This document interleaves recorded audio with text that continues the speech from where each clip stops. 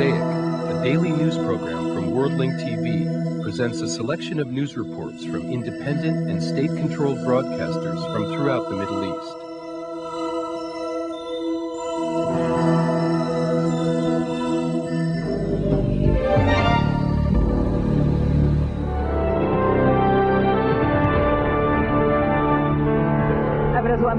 Welcome to the news and brief from Abu Dhabi TV. The former Iraqi Information Minister Mohammed Saeed al-Sahhaf arrives to Abu Dhabi for an extensive television interview regarding the situation of Iraq before and throughout the war and the final hours of the Saddam Hussein regime. More details on the Al Madar program today.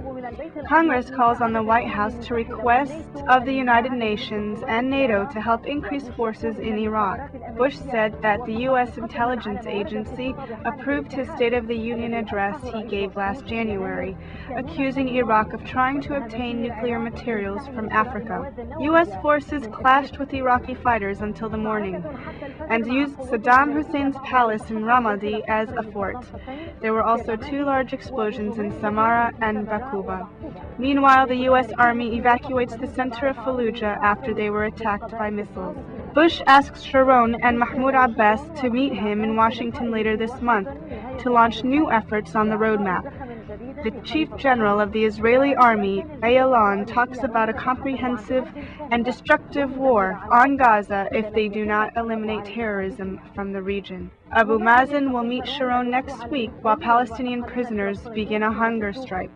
Hamas gathers 3,000 protesters in the Jabalia refugee camp in northern Gaza in solidarity with the prisoners. This meeting was a completion to what was agreed to last week.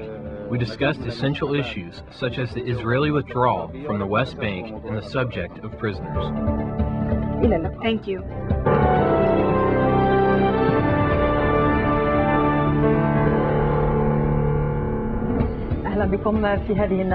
Welcome to the news. Last night, former Iraqi Minister of Information Mohammed Saeed al-Sahhaf arrived in Abu Dhabi for an extensive interview with Abu Dhabi television.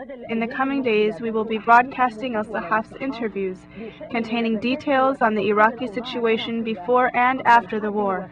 The interview will also include details on the last hours of Saddam Hussein's regime.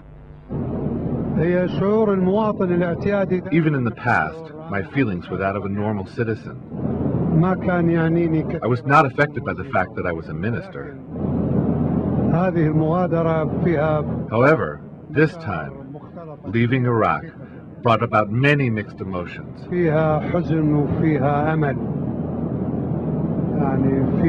Such as sadness and hope, many mixed emotions.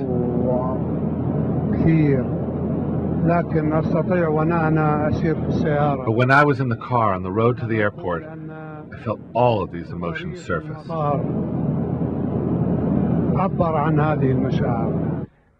Writing graffiti on the walls of Palestinian villages and towns has become a form of resistance against the Israeli occupation. These statements help Palestinian factions and ordinary Palestinians to continue the fight, especially in the absence of local media. Israel considered these messages as a form of incitement and demanded from Abu Mazen's government to remove them immediately as a part of implementing the roadmap.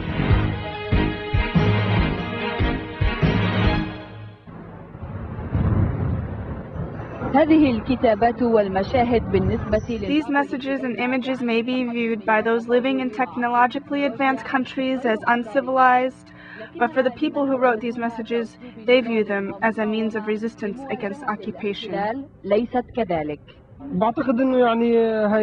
think that these messages are a way of expressing our struggle. It is a non-violent form of resistance. Maybe some messages can be viewed as incitement, but it is incitement against occupation.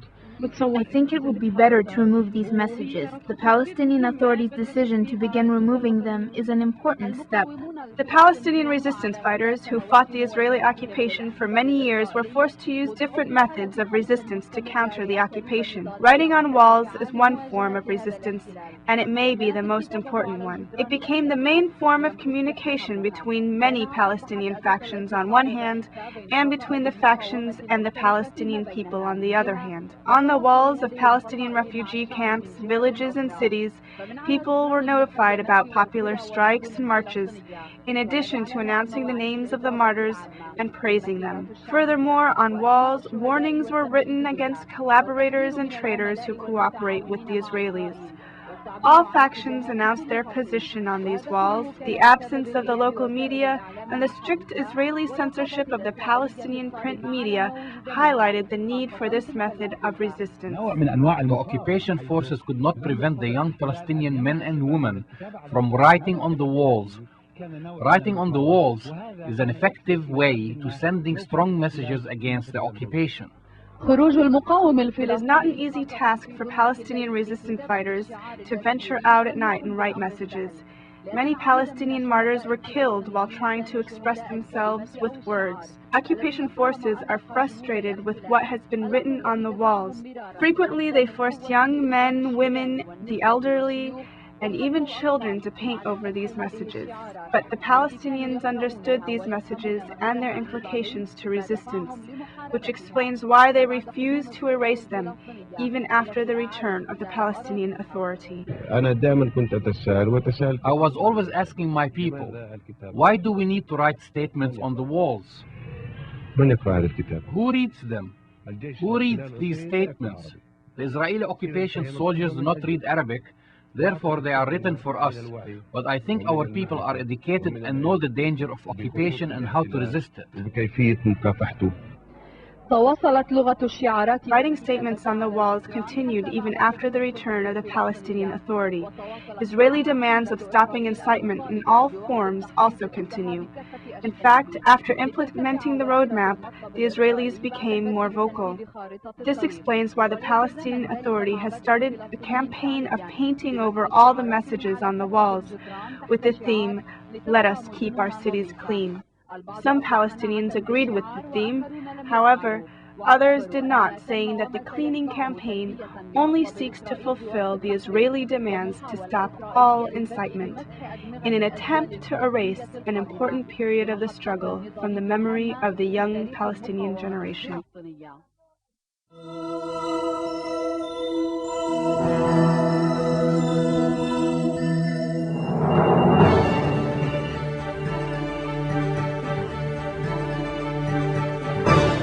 An American soldier returned money that he stole from an Iraqi citizen at a military checkpoint in Al-Fallujah city. The soldier was forced to give back the money after he took it by force, because Iraqi citizens had gathered around the American forces to protest the incident, accusing them of theft.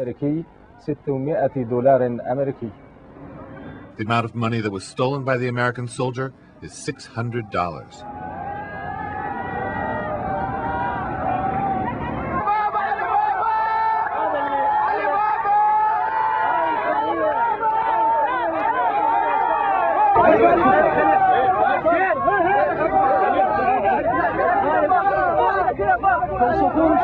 They say that the Iraqi people are thieves and gangsters.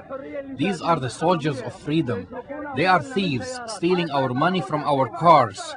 This is an occupation, not a liberation. The traitors brought them here. They say that they are here to liberate us from Saddam Hussein, whose picture you can see in my hand. Saddam is nowhere to be found but in my hand. General Tommy Franks, the former chief of the U.S. Central Command, who was in charge of the military operations in Iraq, met with the Egyptian President, Hosni Mubarak. General Franks said that the Iraqi resistance operations do not affect Washington's victory, adding that Saddam Hussein's regime is gone and will never return. He also said that 25 million Iraqis have gained their freedom and that American forces will stay in Iraq until the Iraqis are ready to manage their country. The first part of your question, The results of a survey recently published in London indicates that the majority of British voters have lost confidence in Prime Minister Tony Blair, and that a large number of them say that he should resign. Some of those that were surveyed stated that Tony Blair is doing a good job as Prime Minister in this difficult time, but 46% said they hope he will resign. When those that were surveyed were asked how much confidence they have in Blair, 58% said they are suspicious of Prime Minister Blair.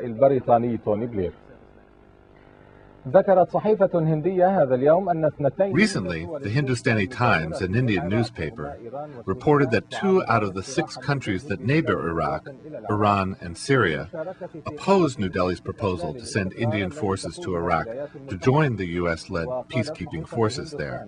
However, according to the same newspaper, diplomats from 2 other countries that border Iraq, Jordan and Kuwait, told Indian delegates that they support the Indian proposal because it may help to reconstruct Iraq and restore order. India is considering sending 17,000 soldiers to Iraq in response to a request made by the U.S. in the beginning of May. The Hindustani Times also reported that both Syria and Iran clearly expressed their opposition to placing Indian forces in Iraq. Yet, negotiations are still taking place between the 6 neighboring countries: Syria, Iran, Kuwait, Jordan, Turkey, and Saudi Arabia.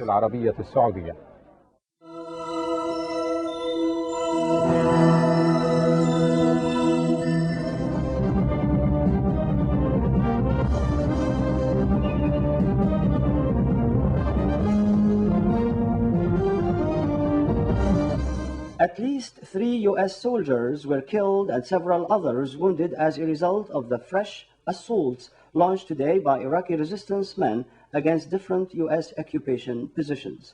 More details on the following report.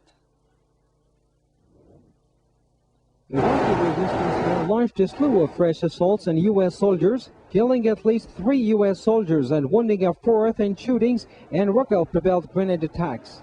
The 3 American soldiers were killed in 2 attacks launched last night. The first targeted an American convoy in the city of Tikrit to the north of Baghdad and led to the killing of a soldier and the wounding of another.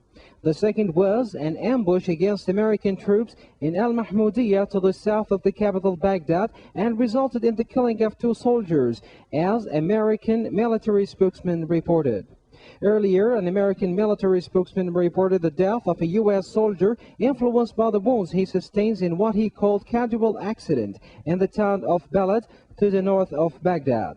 In the city of Al-Ramadi, 100 kilometers to the west of the capital, 3 separate mortar attacks targeted U.S. troops, but there were no report of the casualties, the military said. Similar attacks were also launched against American position in Fallujah last night. Al Jazeera satellite channel reported a statement released by a group called the Islamic National Iraqi Resistance, in which it announced its responsibility for these attacks. Meanwhile, masses of Iraqi citizens staged a demonstration before the American General Command in Al-Fallujah in protest of the American occupation of Iraq. In another development, Iraqi policemen threatened to resign if the American troops who survived their training stayed in Iraq, saying that the existence of the American troops endangered their lives. Further criticism continues in the United States and Britain of the forged intelligence information about Iraq's purchase of uranium from Niger and the presence of mass destruction weapons in Iraq. More details on the following report. The escalating Iraqi attacks against American troops have caused President George Bush to admit that such attacks created a security issue for the USA. He told news media men during his African tour that these attacks require a continued firm stand by the USA, as he put it. He added that though the White House has admitted that accusing Iraq of attempting to buy uranium from Niger was a mistake, yet he was confident of the decision he had taken to launch the war. Democratic members of the American House of Senate criticized Defense Secretary Donald Rumsfeld regarding the credibility of the American intelligence systems.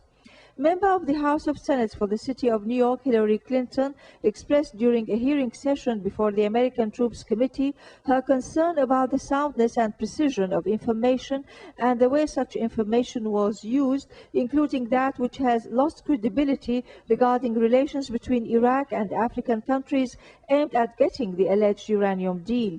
On his part, leader of the Democratic minority at the House of Senate, Tom Daschle, said that this new case consolidates the need of conducting full investigation by the Congress into the intelligence information before the war. Rumsfeld had admitted during a hearing session before the Armed Troops Committee at the House of Senate that he knew in recent days about the presence of forgery in the intelligence reports that claimed that Iraq tried to get uranium from Africa. Tony Blair's government, Washington's partner in the war, having been confused by the White House recognition that the reports on Iraq's purchase of uranium from Niger were false, is trying to get out of this present predicament by alleging that its own clues are separate from the information used by Washington on this subject. On his part, British Foreign Secretary Robin Cook doubted the possibility of finding any Iraqi mass destruction weapons by the British and American troops in Iraq. In an interview with the British radio, Cook said that the idea of finding an arsenal of Iraqi armament which he alleged constitutes a threat and which has not been found is something unbelievable.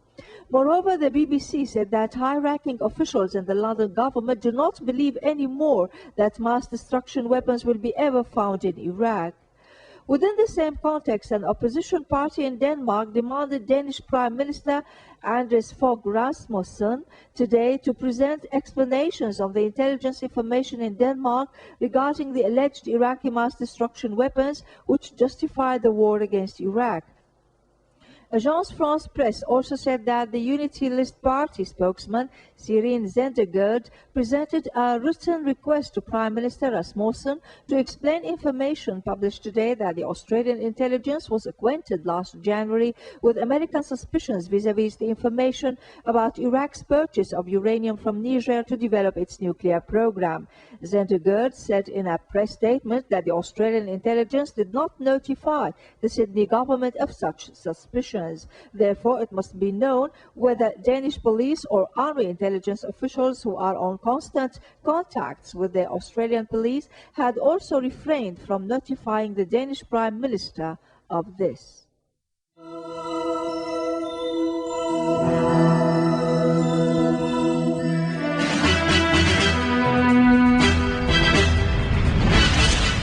Retired U.S. General Tommy Franks told U.S. lawmakers that U.S. troops in Iraq are the target of up to 25 attacks every day.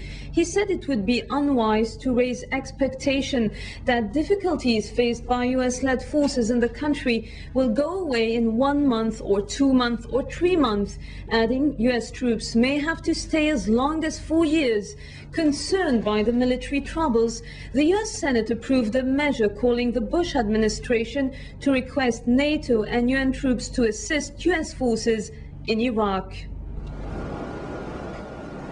The near-daily deaths of American soldiers, the lack of weapons of mass destruction, and the cost of the war against Iraq are taking a toll on the administration of U.S. President George W. Bush.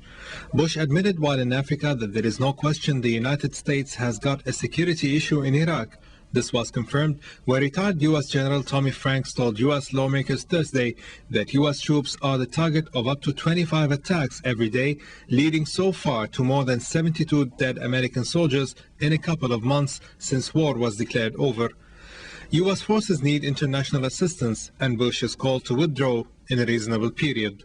We now know that the administration went to war without a thorough plan to win the peace. It is time to face that truth and to change course, to share the post-war burden internationally for the sake of our country, for our standing in the world, and most of all for the young Americans in uniform. It's time for the President to tell the truth that we lack sufficient forces to do the job of reconstruction in Iraq and withdraw in a reasonable period. To tell the truth that America should not go it alone, that international support to share the burden is as critical now as it should have been in the months leading up to the war. U.S. Secretary of State Colin Powell admitted late Thursday he did not know how many foreign troops were going to Iraq to help U.S. and British forces, in an indication U.S. efforts to enlist international assistance in pacifying the country may have hit a snag. The statement starkly contrasted with recent upbeat assessments by top U.S. Defense Department officials who have insisted that foreign aid to 150,000 battle-weary American soldiers was well on the way. But the Bush administration has so far allowed limited foreign involvement, while Democrats are pushing for a much more robust foreign presence in Iraq. U.S. Senate on Thursday unanimously approved a measure calling on the White House to consider requesting NATO and UN troops in Iraq. In a 97-0 vote, the senators said President George W. Bush should consider requesting formally and expeditiously that NATO raise a force for deployment in post-war Iraq, similar to what it has done in Afghanistan, Bosnia, and Kosovo. Members of the International Solidarity Mission and local Palestinians were prevented by Israeli occupation soldiers from using a bulldozer to clear away roadblocks in the West Bank on Thursday. Soldiers arrived, fired tear gas, arrested the driver of the bulldozer, and grappled with the activists. The roadblocks hinder everyday travel by Palestinians. Travel by car or bus is virtually impossible in large areas of the West Bank, and Palestinians of all ages have to journey on foot or by donkey. The Israeli daily Ma'ariv reported that Premier Ariel Sharon said in an unofficial message sent to the Jewish Settlements Board that he is not willing to comply with the U.S. demands for the evacuation of all of the 100 settlement outposts as outlined by the so-called Roadmap to Peace. Sharon is due in the U.S. by the end of July to discuss the implementation of the plan. Israel refuses to release Palestinian prisoners or to make any further withdrawals as agreed upon until the Palestinian leadership crack down on resistance factions who are already sticking to a 3-month ceasefire truce. Israel remains committed to the roadmap and would make every effort to keep it moving forward. Those were the words of Israeli Premier Ariel Sharon in his address to Jewish leaders from the United States on Thursday. The roadmap demands Israel a freeze of Jewish settlements and the dismantling of outposts, but Israeli daily Ma'ariv reported that Sharon sent an unofficial message to the Settlements Board in the West Bank and the Gaza Strip, saying he's not willing to comply with the U.S. demands for the evacuation of all the 100 settlement outposts. At the end of July, the Prime Minister will discuss the roadmap during his meeting with U.S. President George W. Bush, who invited him. Palestinian Prime Minister Mahmoud Abbas could be in Washington at around the same time in a bid to break the deadlock in the implementation of the roadmap. But it is widely thought that Abbas would not go to the U.S. until the Israeli siege imposed on Palestinian Chairman Yasser Arafat in his Ramallah headquarters is lifted. Israel is reluctant to stick to the outlines of the plan or to the ceasefire truce announced by Palestinian factions. The meeting between Israel's Defense Minister Shaul Mofaz and Palestinian Security Chief Mohammed Dahlan was an attempt to end the deadlock, but no breakthrough was scored. Israel refuses to release all the Palestinian detainees or to withdraw its troops from Palestinian areas as agreed upon until the Palestinian Authority cracked down on resistance groups. Dahlan, however, was insistent on the Palestinian position during a meeting with the Egyptian delegation headed by General Mustafa al-Buhairi. This meeting will be a follow-up to last week's meeting to discuss details of the Israeli withdrawal from West Bank cities and the issue of Palestinian prisoners, which is one of our priorities.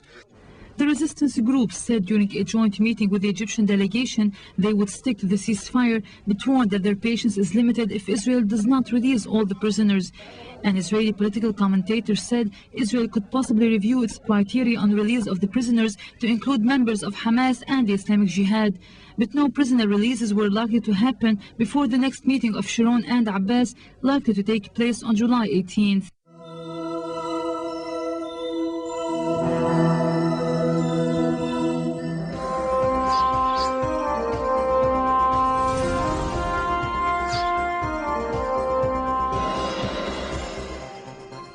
On the second day of their summit in Mozambique, African leaders examined some of the continent's chronic conflicts, but the absence of key presidents cast a shadow over their efforts. Civil wars in Liberia, Burundi, the Democratic Republic of Congo, DRC, Sudan, and Somalia were all on the agenda. But the presidents of Liberia, Burundi, DRC, and Somalia were notably absent from today's closed session, having stayed away from the three-day meeting. The African Union's AU new chairman, the Mozambican president, said African countries must do more to achieve peace on the continent. The outgoing chairman of the AU, South African President Thabo Mbeki, has deployed his wealthy country's political and economic clout to try to bring intractable African conflicts under control.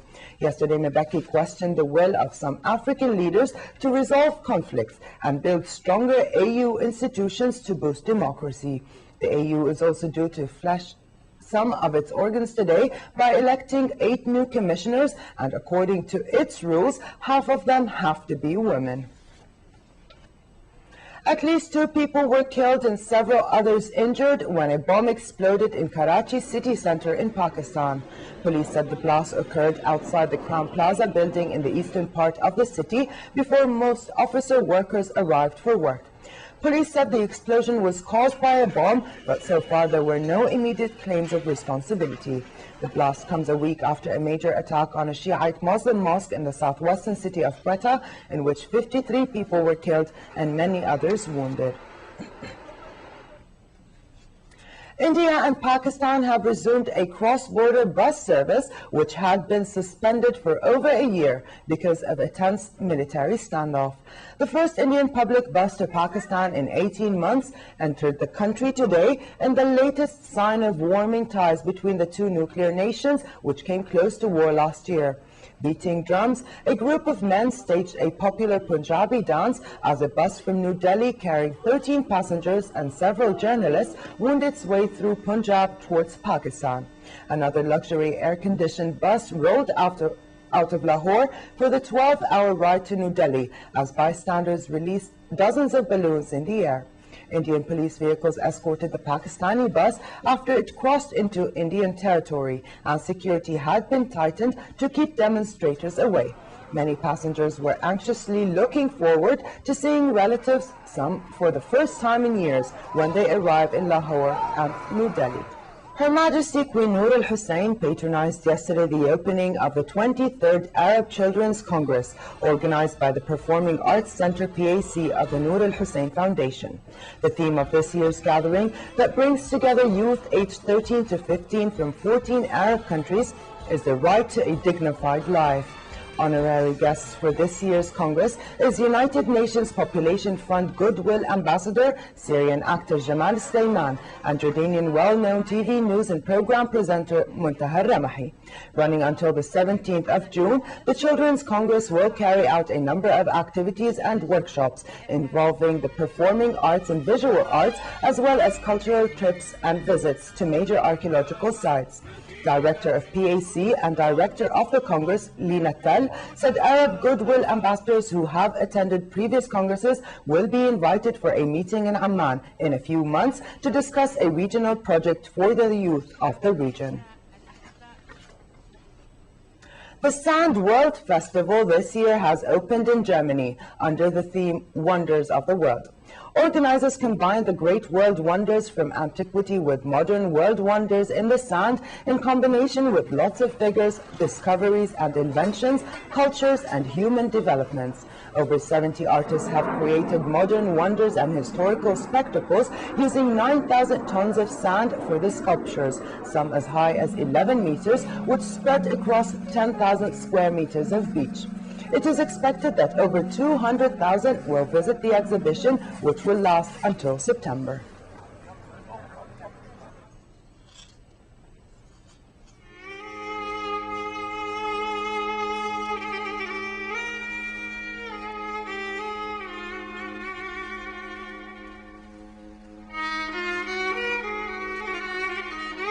Mosaic is made possible by a grant from the John S. and James L. Knight Foundation, which promotes journalism excellence worldwide and invests in the vitality of 26 U.S. communities, and the William and Flora Hewlett Foundation,